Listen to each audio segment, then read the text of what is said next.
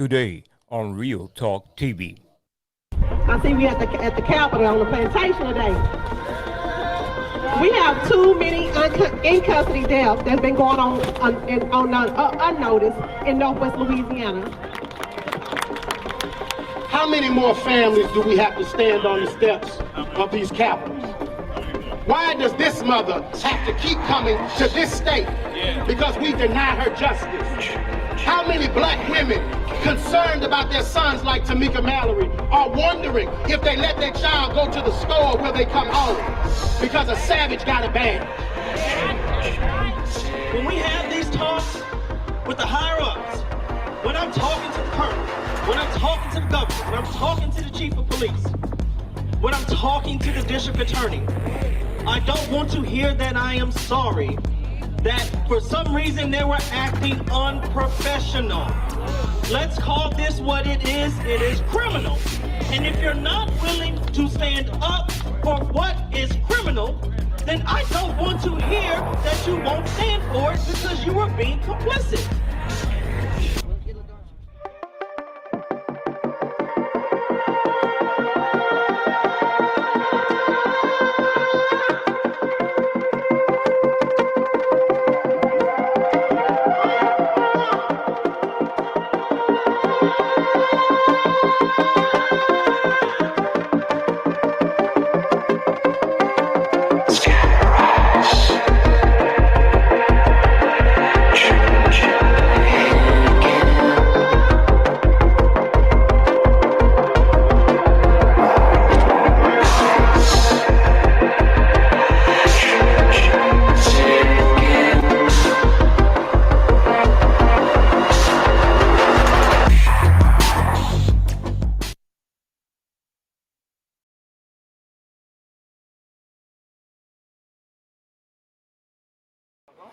So I say again, I'm speaking for justice for Ahmaud, a child that was a child of God that knew that his time might have been short because of a spiritual breakdown.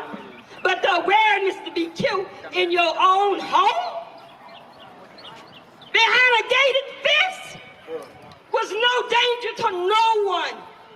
So I will always be here for the family of Ronald Green, as I speak, Leo, as I speak, justice for Tommy, and anybody else that I may have missed their name. Never stop fighting for your family, regardless of to what they say and how they may rule. Mine is me. The officers, the troopers who took the life of Ronald Green, who took the life of Trayford Pellerin, those officers had no faith in the laws of this land. They had no faith in the court systems, in the judges, the prosecutors, the district attorneys, and attorneys generals who decide how to seek and adjudicate justice in this country. They had no faith in our criminal legal system. They had no faith in the Constitution. I'm an attorney, barred in the state of Louisiana, and I'm the executive director of the ACLU of Louisiana, and we are concerned utmost about the Constitution and constitutional policing. What are the rights that we are owed as citizens of this nation? Born free. Born free, what are the rights? We have the rights to due process. Say due process. Due process. We have the right to counsel. Say right to counsel. We have the right to a day in court. Say day in court. We have the right to a speedy trial. Say speedy trial. We have the right to be innocent until proven guilty. Say innocent until proven guilty. We have the right to be secure in our persons, papers, and effects. Say secure. We have the right to speak our mind without fear of incarceration and retaliation. Say freedom to speak our minds. We have the right to be free from cruel and unusual punishment. Say free from cruel and unusual punishment. These are the guarantees of citizenship. Say citizenship. What does citizenship mean in the state of Louisiana? I don't know. What does it mean? Some people would say, Ronald Green's family would say it don't mean a damn thing. What does citizenship mean for black people in the state of Louisiana? I think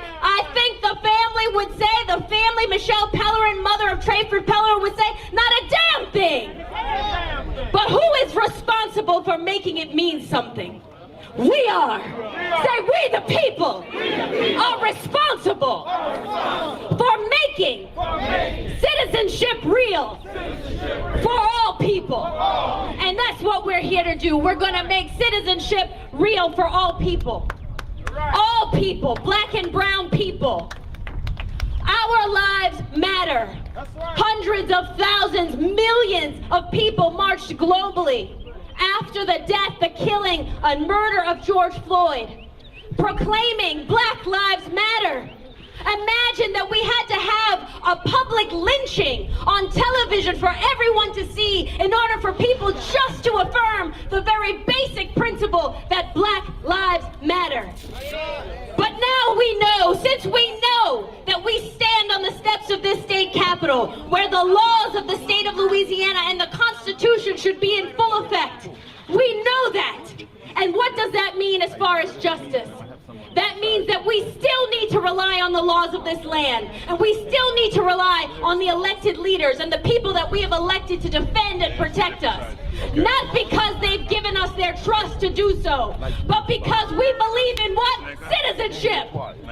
We believe in citizenship, and we're not going to give up. We are going to continue to push, and we are going to continue to fight, and we are going to continue to hold our elected leaders accountable. We are going to continue to ask the district attorney to institute state charges on behalf of the family for these officers who took the life of Ronald Green. We are going to ask the assistant U.S. attorney and the United States attorney, acting attorney out of the Western District, to file federal charges in this case.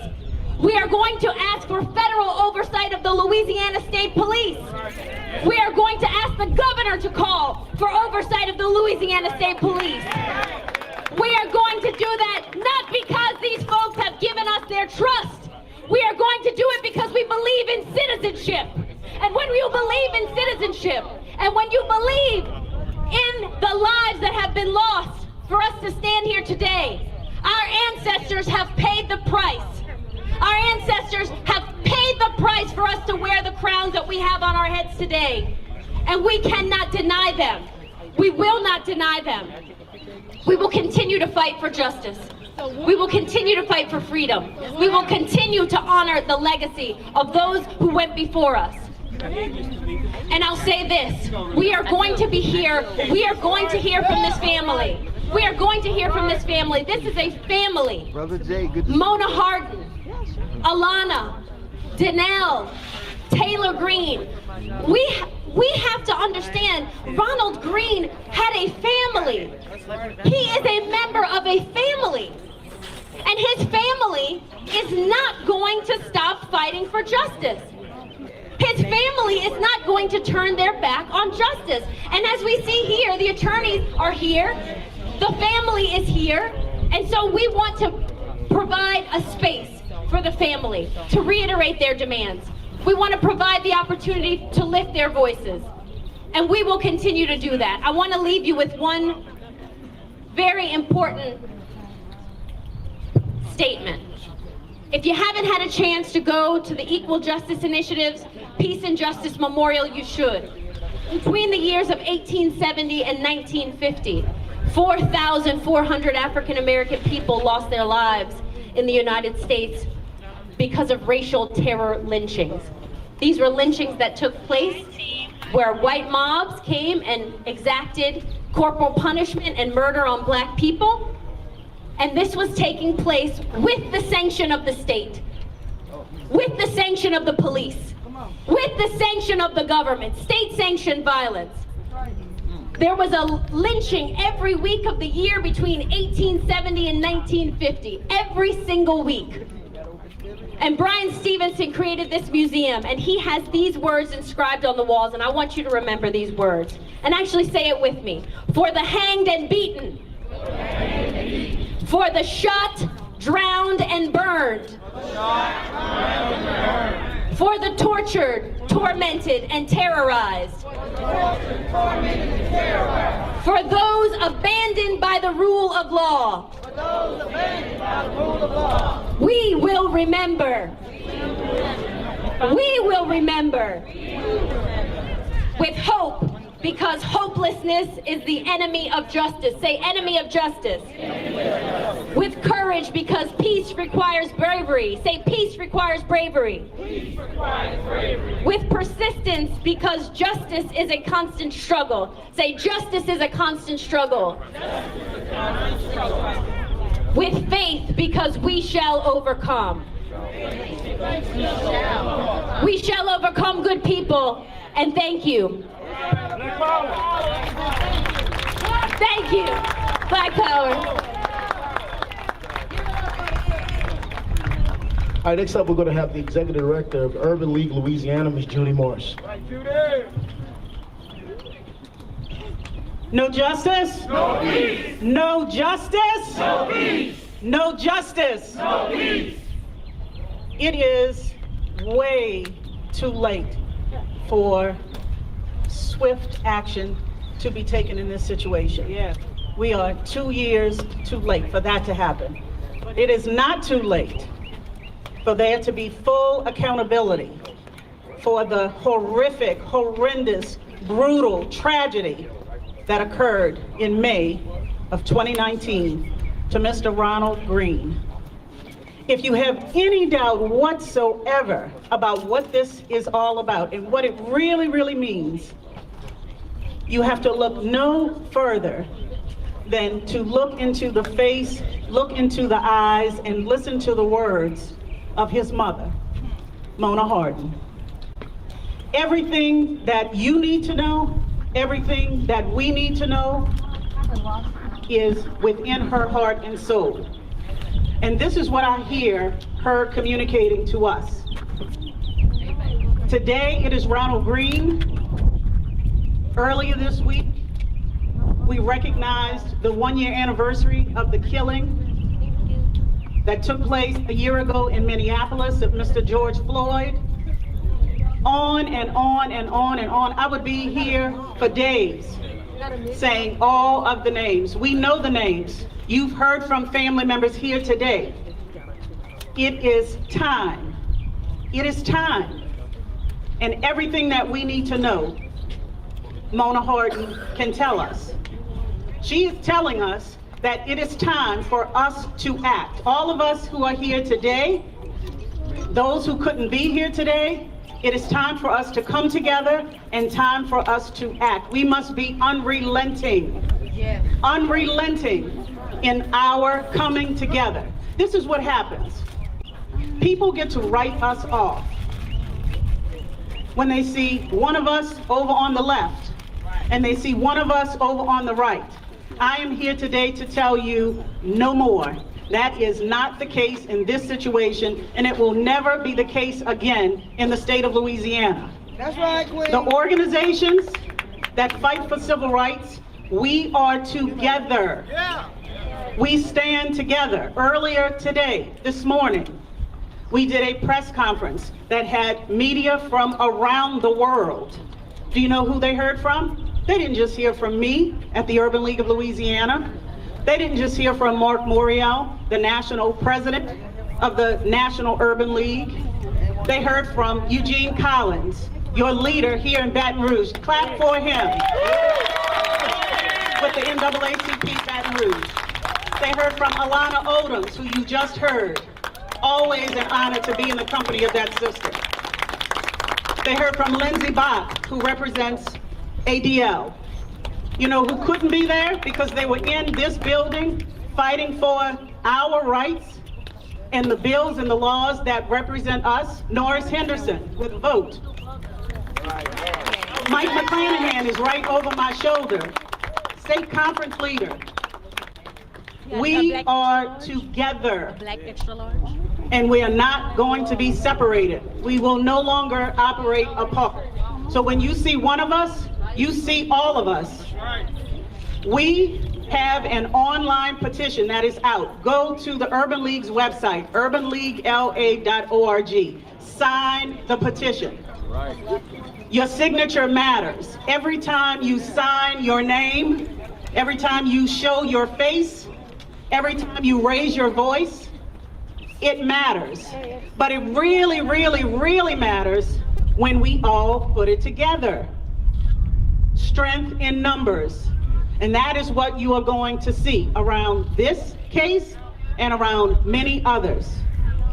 So thank you, thank you, thank you, every single person here today. Thanks to those who could not be here today. The courage that it takes for a mother to talk about the loss of her child, the loss of her spouse, the loss of her relative.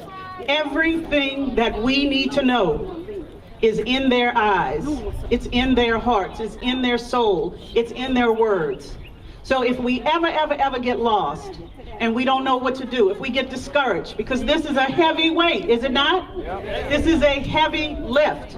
If we ever get discouraged, think about Mona Hardin. Just think about her. And if that doesn't move you, then I'm not sure what does. But we are going to remember her words. And we are going to remember her pain and her suffering. And we are going to work together. And we are going to fight for accountability. We're calling for two things. This is not as complex as some may try to make this. Stay clear and focused on what this is. We want every trooper involved in this incident to be terminated immediately. And then after the termination, we want every single trooper involved in this incident to be arrested. And then we want them to be charged. And then we want them to be charged with the right charges. That's what we want. That's what we're calling for. So when you go to our website to sign that online petition, which I know you're going to do, and I know you're going to take it and share it with everybody that you possibly can and encourage them to sign. Our voices, our signatures matter. And when you do that, you will see those are the things that we are calling for. There will be more. You will be hearing more.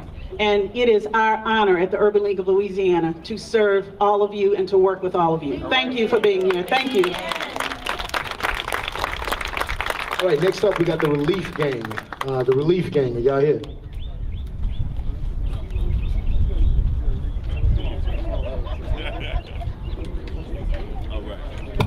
Who he's speaking of is our brother Trey the Truth. Everybody give Trey a round of applause. My name is Lee Merritt. I'm a civil rights attorney. That's not why I'm here today. I'm actually here as this gentleman's brother. He is a superhero, honestly, from the state of Houston, and he stands with the community. Okay, yeah, he stands with the community wherever he goes, and he heard the people of Louisiana were standing up for Ronald Greene, and he told me, look, I'm in the middle of Los Angeles, bouncing from here to there, but I'm going to interrupt my trip to stand with the community of Louisiana because he has a heart for Louisiana and he has a heart for the people and he demands justice for Ronald Greene. So I'm going to stand with him. He's a man of few words and a man about action, but I'm going to let him get some words in and then we'll go from there. You know, he got to deal with me when we get done with this because I hate talking. But on a serious note, man, you know, on behalf of myself, my Until Freedom family, my sister Tamika, my son Lee, a lot of us, when a lot of these tragedies happen, we always get together, no matter where it is. We stop what we do, we leave our families, and we jump on the front line. And when I say we jump on the front line, meaning every city we go, we don't know what the result's gonna be, we don't know what's gonna happen. We do understand it's a chance we can never make it home. But when you're out here fighting for what you believe in and fighting for those who really need you, it don't necessarily matter if we make it home. We got to be out there to make sure we sacrifice for them. So today is very important. One thing that we learned from George Floyd, one thing we learned from Breonna, one thing we learned from everybody is they don't take us seriously until we start stepping up and standing up. You know, the only way that they get uncomfortable is if we make them uncomfortable. So clearly they've been hiding this video for a long time, but now that it's surfaced, now they're starting to get uncomfortable, but it don't stop there. We gotta make sure we put in the work. We gotta make sure we show them we have no fear, and we're gonna be out here every day we can, just as well as we got the justice for George, we're gonna get the justice for Ronald Greene, justice for Pam Turner, justice for Breonna Taylor, justice for Daunte Wright. It's too many names to count, man, but Yeah, we definitely gonna fight every fight. Win, lose, or draw. It don't matter what the results become, you know. But for people like us, we just here to be on the front line. And at the end of the day, we know his mother needed right now, you know, because if something was to happen to me, I know I want the world to stand with my mother. So that's what we doing. We gonna be her goons in the shadow when they think they're gonna play with her. But I want to make sure y'all stand firm for her. We shouldn't stop once we leave today. We should make sure we start enforcing and putting a lot more pressure. There's a lot of real street ones out there that represent themselves like me. So this is the time for us to step on some people necks. And that's how I feel about it. All right, so next up is going to be My Son the General. My Son the General, you hear you?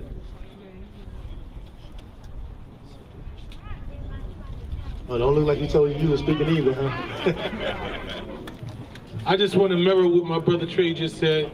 You know, we did travel from New York, me and my sister Tamika Mallory. We are two of the co-founders of Until Freedom.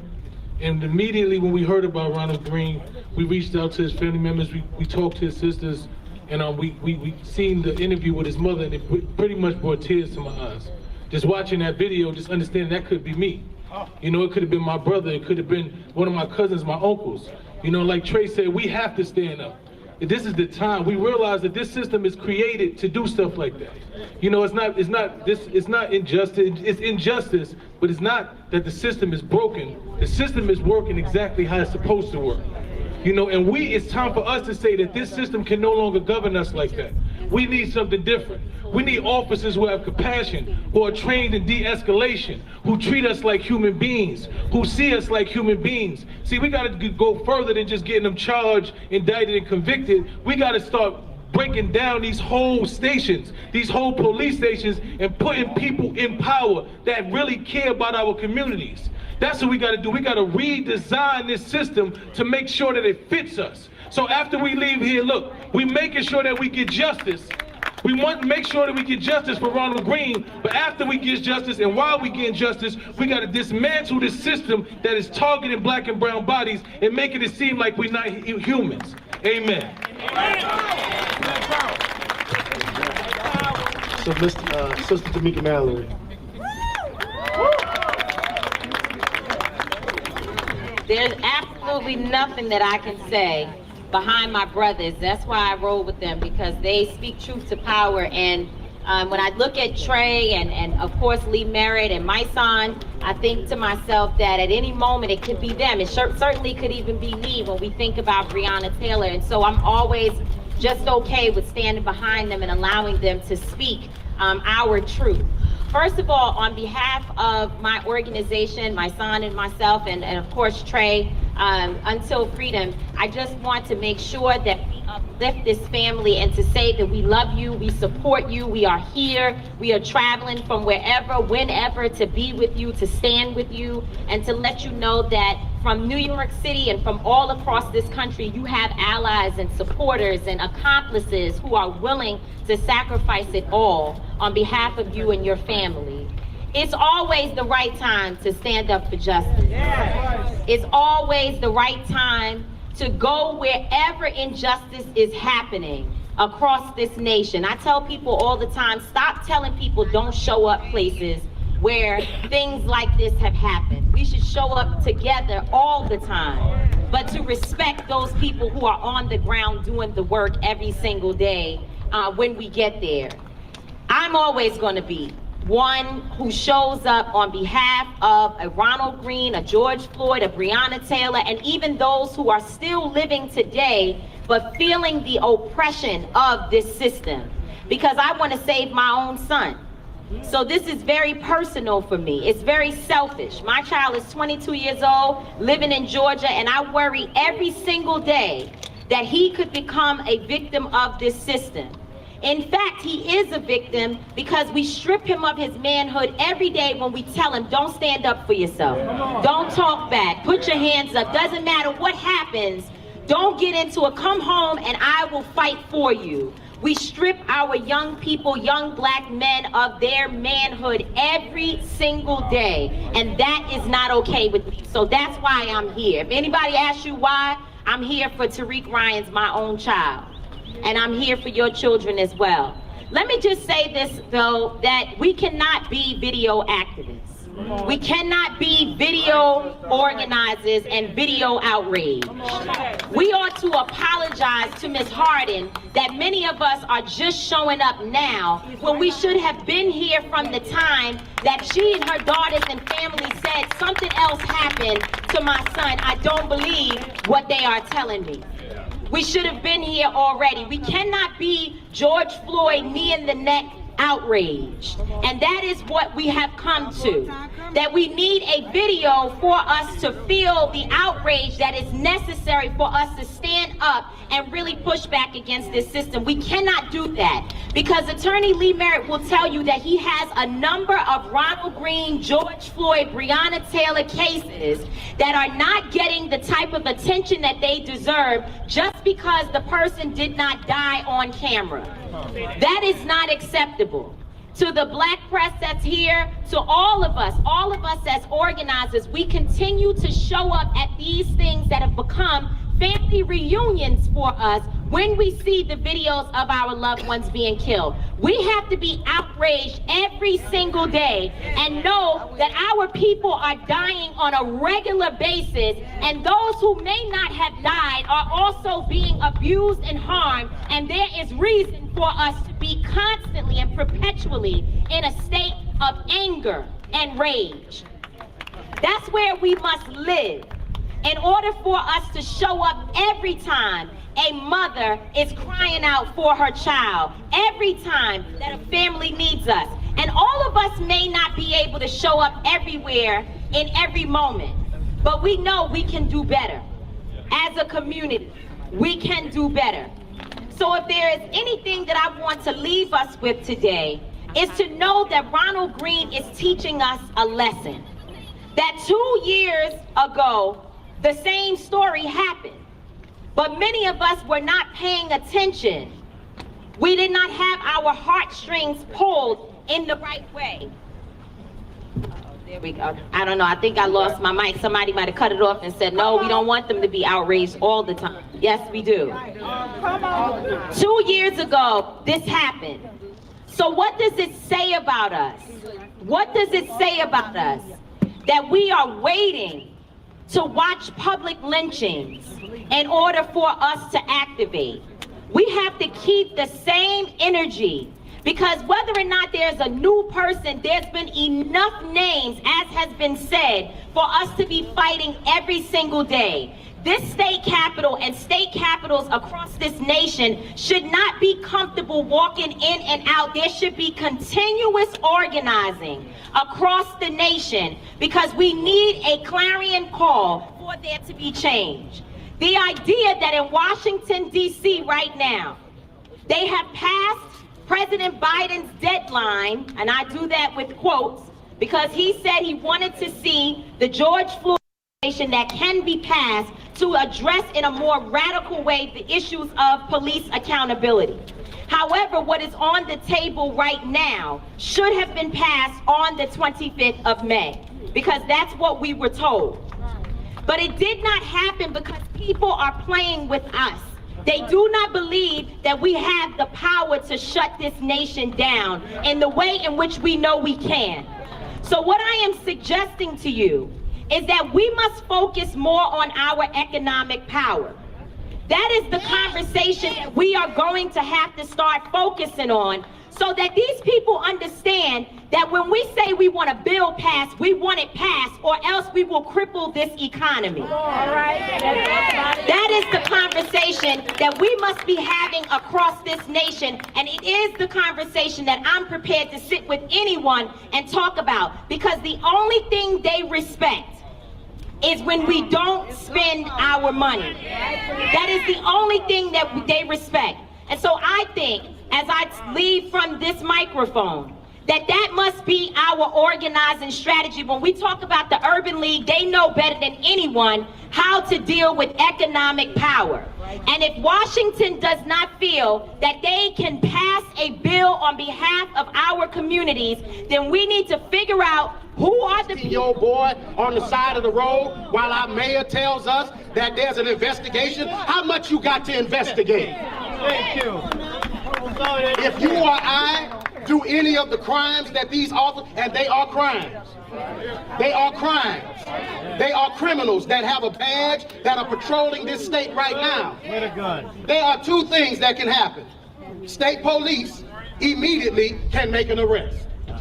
Nobody has to ask the governor to tell the head of state police to make an arrest.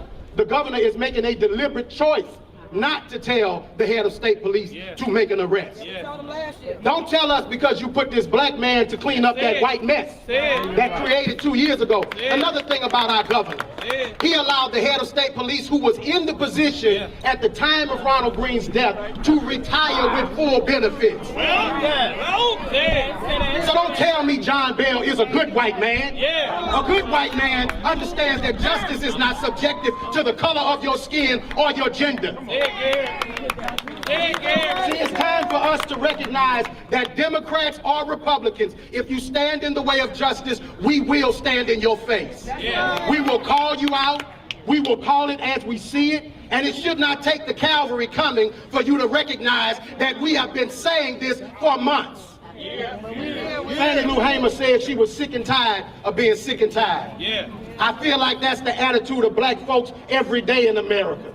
That no matter whether you live in New York, whether you live in Texas, whether you are in Minnesota, that the oppression of our people is still a relevant conversation in this nation. And if we, the voters, we, the taxpayers, continue to send people down here who will not do the people's will, we don't elect you to vote your damn conscience. We elect you to vote our will.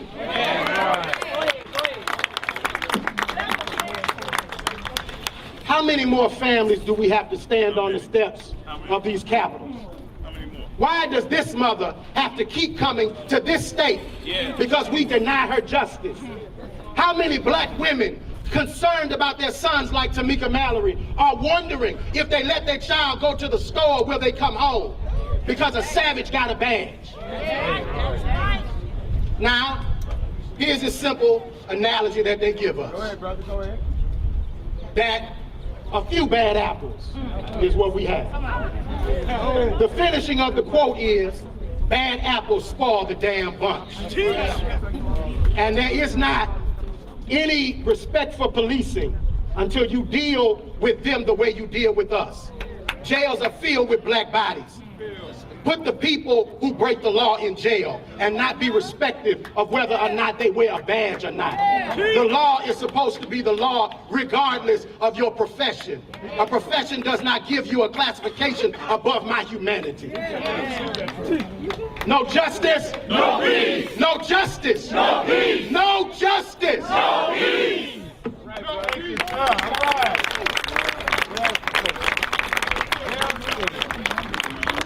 Mr. Jamal Taylor.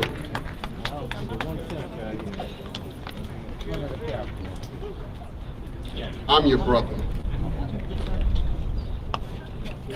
I'm your brother. Were the words of Ronald Green. And savage beast murdered him. But the scripture says, I am my brother's keeper. But that's reciprocal. It requires a transaction of belief between two people. And I would echo the sentiment of my brother Gary Chambers in that the governor of the state of Louisiana is the chief bullshitter of the state. I will not stand at this podium and act as if he represents the interests of black people in this state. I'm not going to stand here and give the opinion that almost 6 months ago, 20 people did not go and run Colonel Reeves off the state police compound. I'm not going to act as though the governor wasn't aware when he held his press conference that he said Colonel Reeves was a good guy. That he said that he decided to retire, I guess 30 years was enough. And so for him to lie now and act as if he is concerned is at best reckless and at worst dangerous. But when he was running for election, he was peddling every church he could to get the black vote. And so what we must realize is that we cannot continue to to give our votes to people that are bigots, that hide behind the walls of the governor's mansion and do not do the will of all people in this state. But let me go a step further. I haven't heard a word from the president either. And as I understand it, the U.S. Department of Justice, Biden's U.S. Department of Justice, has the investigation now that has languished for 2 years. I don't give people respect because they have a D behind their name, an R or an I. I give them respect because they deserve it, because they've earned it from me. And so President Biden has a responsibility at this point to direct his attorney general to find out what happened. He also needs to find out what the governor knew and when he knew it. It is time for us to stop running this state as the state police as if it's an organized criminal ring. I'm not a national figure. I'm nobody important. I'm a regular old guy from Lafayette. And what I gotta tell you is, we're not gonna stop fighting in the state of Louisiana. We're gonna always be 10 toes down. And no matter what, we're gonna get justice. You see, we can't give up. We can't stop fighting. Today is a point on the trajectory of where we're going. Dr. King started it. The people before him started it. The moral arc of the universe bends towards justice, but this bending has taken too long. And so it's time for us to stand on the scales to ensure that the justice we deserve is not denied any longer. So until John Bel Edwards or Joe Biden says something, both of them, insofar as I'm concerned, can kick rocks. Thank you so much. God bless you. Let us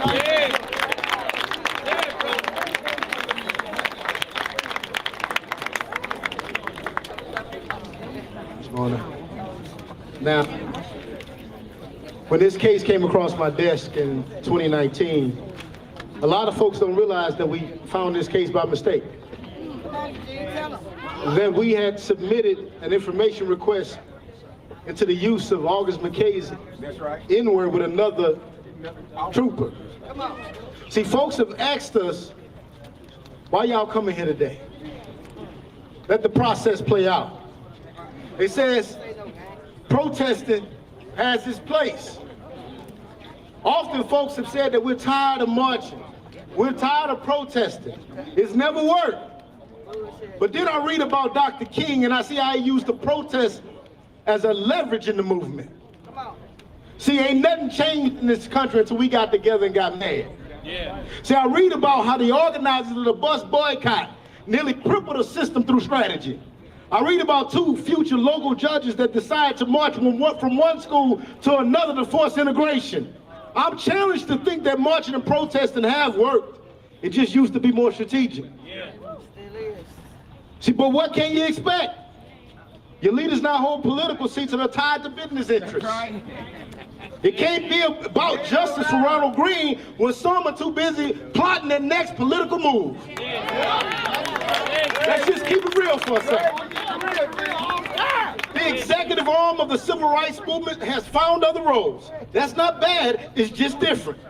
Our influence never have to leave their homes. Social media has created Twitter fingers for change. With action being at an all-time low. Today we follow people that can't even walk through our streets. I repeat, cannot walk down my street. Don't just come protest with us, come walk down our streets. We've created interest sections for our leaders instead of buy into our communities. You no longer have to love me to serve me. We follow political agendas instead of using good common sense. Every movement seemed to be birthed in the kitchen of some church without any systematic influence present. But now we have too many folks looking for viral moments. I tell you what, if all this black power really had power, people wouldn't be getting drugged on the side of the road by shackles. It do got power. It do got power. We just keep getting sold out. You got to exercise it. And I say, black power got power. Correct. Still because some jokers here in Louisiana took off robes and put on badges. Americans has always treated folks that look like me this way. But now we spend way too much time explaining this to folks that look like me. We ought to just let them go on their right way and just rally who we can. I see folks allowed to exist where our grandparents would have run off. I say all this to say, while I don't always agree with the old, sure, there are new ways, but until we rope success to the front of the line, we'll always lose. In 2 years, this system has decided that that video they watched wasn't bad enough for immediate attention. That's our fight. I really ain't got time for nothing else. If a movement lacks strategy and I'm near it, that's my fault, because long ago, that part was my job. Not in the literal, but folks with my skill set and knowledge. We can't say if something has stopped working if we ain't never done it right. That's right. We shouldn't be tired of something we've never really done right. That's right. So sit your judgmental ass down and do something if you don't like what you see.